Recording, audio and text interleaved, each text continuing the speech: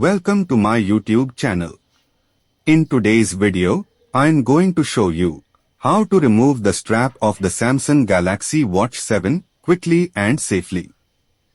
Look for the small quick release pin where the strap meets the watch. Use your fingernail to gently slide the pin inward, then carefully pull the strap away from the watch. To insert the strap, align it, slide the pin inward, and snap it into place.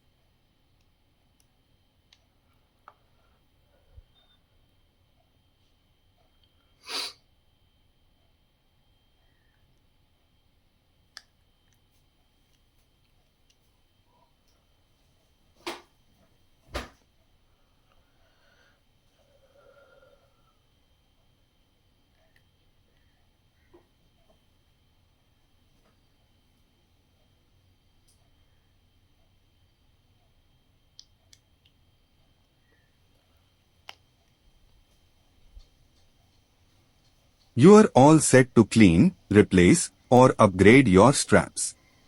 If you found this helpful, give it a like and subscribe my channel.